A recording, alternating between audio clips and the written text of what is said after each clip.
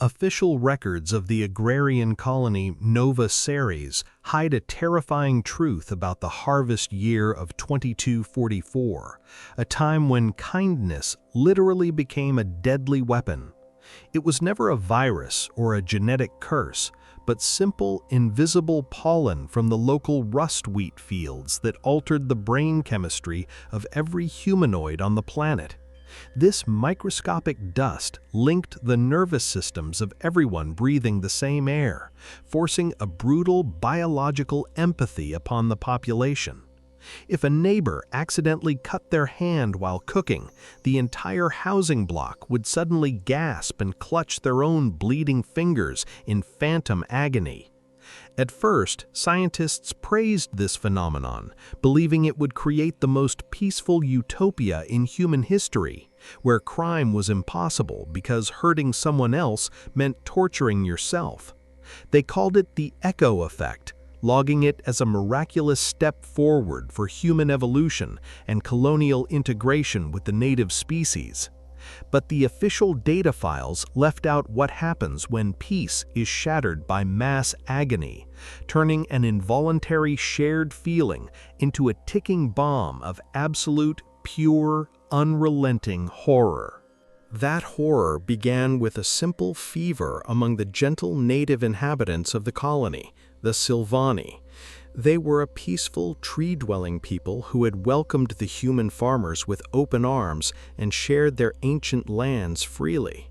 According to scattered medical logs, a strange new soil fungus infected the Silvani settlements during the rainy season, bypassing humans entirely, but causing devastating effects on the alien biology. It twisted their nerves into knots, sending waves of pure, white-hot torture through their delicate bodies until they screamed themselves hoarse. Because of the lingering pollen in the atmosphere, this was not just their tragedy to bear alone. Every single human colonist within 50 miles felt that exact same searing fire ripping through their own veins, doubling over in the dirt while totally healthy. Farm workers dropped their tools, children cried out in schools, and doctors fell to their knees in clinics, overwhelmed by the echoing sickness. The shared suffering quickly destroyed all logic and compassion within the human settlements, replacing their famous empathy with a desperate, dark obsession for securing some immediate physical pain relief. Relief was the only thing Marcus wanted when he first noticed the symptoms in his beloved wife, Ilara. She was a native Silvani, beautiful and bright, with eyes like liquid silver and a smile that had anchored his soul since the day they met. Their marriage had been a celebrated bridge between the two species, a union filled with quiet morning whispers, tender touches, and a deep devotion that defied their biological differences. But now she lay curled on their bedroom floor, trembling violently as the fungal fever began to consume her from the inside out. Marcus knelt beside her, tears streaming down his face, holding her hands tightly while his own body absorbed every ounce of her terrible agony through the invisible pollen link. He could feel her bones burning and her muscles tearing, gasping for breath as the shared torment pushed his human limits to the very edge. Yet, looking into her terrified, beautiful eyes, he pushed the pain aside, gently kissing her damp forehead and promising her that he would never let anything bad happen to her in this dangerous new world. That dangerous new world was quickly spiraling into madness just outside their heavily locked door. The healthy human colonists, driven utterly insane by the constant phantom pain broadcasted by the dying native population, had made a horrific decision in the town hall. Survival instinct erased their morals completely, convincing them that the only way to stop their own endless suffering was to eliminate the source of the infection entirely. They gathered farming tools, laser cutters, and heavy mining equipment, forming an angry, weeping mob that marched through the colony streets with grim purpose. Their twisted logic was simple and terrifying at the same time. Dead bodies do not feel pain, and therefore they do not broadcast pain to others.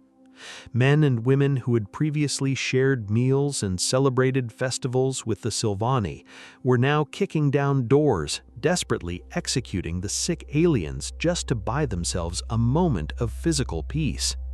The echoes of screaming slowly began to fade across the settlement, replaced by a much darker, much colder type of human silence that filled the deeply tense colony air with pure dread tonight.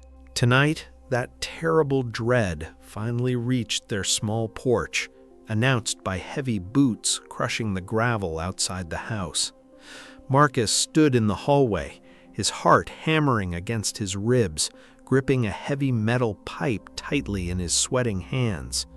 Through the thin glass window, he saw his neighbors, people he had known for years, people who had danced at his wedding, now staring back at him with hollow, exhausted eyes. They were crying, their faces pale from the shared agony radiating from Ilara, who was silently weeping in the bedroom behind him. The mob leader, a kind baker named Thomas, stepped forward and pleaded with Marcus to stand aside, claiming that the sacrifice was necessary for the greater good of the entire colony. Thomas showed his own trembling, blistered hands, begging Marcus to end the torment for all of them by surrendering his beloved wife. But Marcus just stood taller, blocking the entrance with his entire body, looking deep into the eyes of his desperate friends and softly telling them that they would definitely have to kill him first, right here and right now. Right now, the crowd did not care about words, driven only by the blind desire to make the burning in their own veins stop. A heavy mining boot suddenly kicked the front door wide open, shattering the lock and throwing Marcus backward against the wooden wall. The mob rushed inside like a wave of pure desperation, raising their heavy tools to strike him down and reach the bedroom. But in their panicked frenzy, they had completely forgotten the very biological rule that had driven them mad in the first place. When Thomas slammed a wooden club into the shoulder of Marcus, breaking the collarbone with a loud crack, the baker immediately screamed out in fresh agony. The entire crowd gasped and dropped their weapons, suddenly clutching their own perfectly healthy shoulders as the sharp pain echoed through the invisible pollen link. Marcus fell to the floor, gasping for air, but a fierce smile touched his lips as he realized his unexpected advantage over the terrified attackers. He knew that he could use their shared biology to protect his wonderful home quite easily from them tonight. Tonight, he was willing to endure anything to keep Ilara safe from harm. Slowly pushing himself up from the floor, Marcus grabbed a sharp piece of broken glass from the shattered front window. Without a single moment of hesitation, he pressed the jagged edge deep into the palm of his own left hand, slicing the skin wide open. Instantly, 30 grown men and women shrieked in absolute unison, grabbing their hands and falling heavily to their knees in the narrow hallway. Marcus stared at them through tears of pain, his breathing ragged, and told them that if they took one more step toward the bedroom, he would gladly cut his own throat. The sheer terror in his voice matched the violent intensity of his bleeding hand, broadcasting a powerful wave of protective fury and agonizing pain into the minds of the mob. The empathy pollen transmitted his profound love for Ilara directly into their nervous systems, forcing them to physically feel the massive depth of his ultimate devotion. They instantly felt his pure, beautiful, unbroken spirit easily overpowering their deepest fears right then and there. There, on the wooden floorboards of a ruined hallway, the angry mob finally broke and began to softly weep in shame. Through the invisible network of pollen, they were no longer just feeling the physical burning of the fungal fever. They were now feeling the immense, soaring warmth of a husband choosing endless suffering over abandoning his beloved soulmate in her darkest hour. That singular emotion was so beautiful and painfully bright that it washed away the madness clouding their minds, reminding them of the humanity they had almost discarded forever. Thomas looked at his own shaking hands, dropped his heavy club, and quietly apologized before turning around to leave the house in total defeat.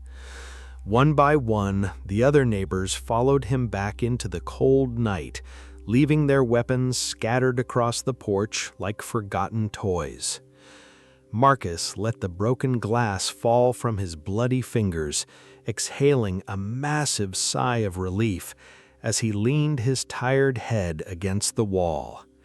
The immediate threat was totally gone, leaving him safely alone to carefully heal his truly wonderful wife very soon, starting right now. Right now, stepping back into the bedroom, he found Ilara looking at him with immense awe and endless adoration. Despite her agonizing physical pain, the mental echo of his fierce sacrifice had reached her fragile mind, wrapping her racing heart in a comforting blanket of absolute safety. He quickly bandaged his bleeding hand, sat beside her on the floor, and pulled her gently into a warm embrace, rocking her slowly as the hours drifted by. By the time morning sunlight pierced through the window, an unexpected miracle had occurred across the entire colony.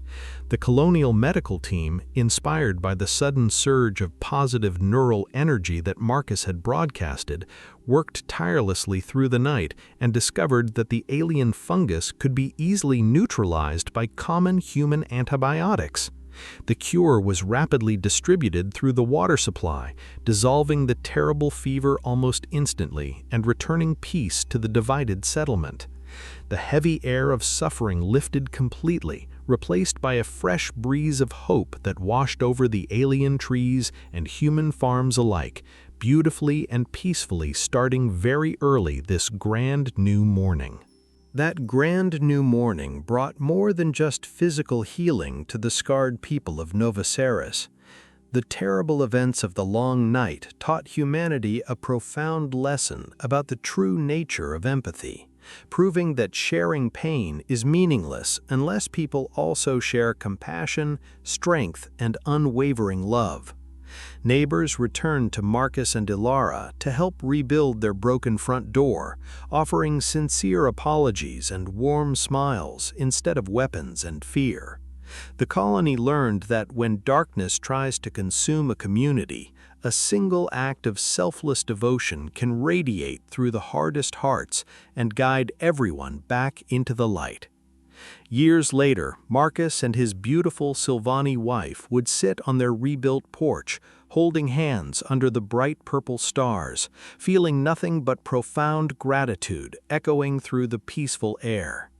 Whenever the golden rust wheat bloomed, carrying its invisible pollen across the calm valley, the entire planet felt only the quiet, joyful resonance of two deeply connected souls choosing to protect each other, completely and unconditionally, forever, across time, in this truly beautiful new world they boldly called home together.